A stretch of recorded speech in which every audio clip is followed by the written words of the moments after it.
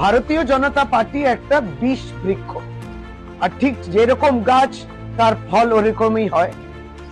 কথার মধ্যে সারাক্ষণ বিষ ছড়াচ্ছেন। কেন্দ্রীয় মন্ত্রী গিরিরাজ সিং সংবিধানের শপথ নিয়েছেন, আর যত অসাংবিধানিক কথা তিনি বলেন। এবার বাংলাকে অপমান করতে গিয়ে আবারও নিজেদের সীমা যেটা আছে সেই সীমাটাকেও পার করেছে।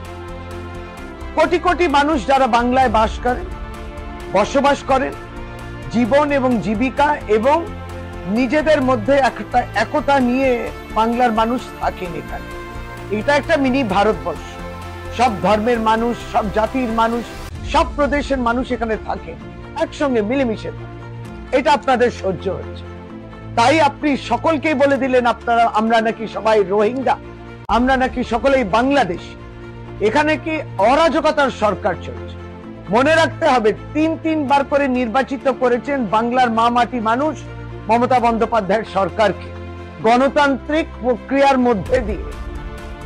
আপনাদের যে অগণতান্ত্রিক কথা এবং গণতন্ত্রের উপরে কোনো বিশ্বাস না থাকার জায়গাটা তো বাংলার মানুষ পরিষ্কার করে বুঝতে পেরেছে। আপনারা যেভাবে বাংলার ভাষা, সংস্কৃতি, বাংলা মনীষীদের যে অপমান করছেন, বাংলার মানুষ কিন্তু আগামী দিনের জন্য তৈরি আছে। 2026 নির্বাচন তো আপনাদের টার্গেট, আপনি স্বপ্ন দেখতেই পারেন, তাতে কোনো বাধা নেই, কিন্তু বিপত্তি আছে।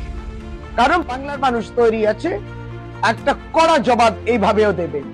আপনারা দিনের পর দিন এই যে অপমান করছেন, এই অপমান এবং যেভাবে সাম্প্রদায়িক কথা আর মানুষের মধ্যে বিভাজন, এটা কিন্তু বাংলা টলারেট করবে না।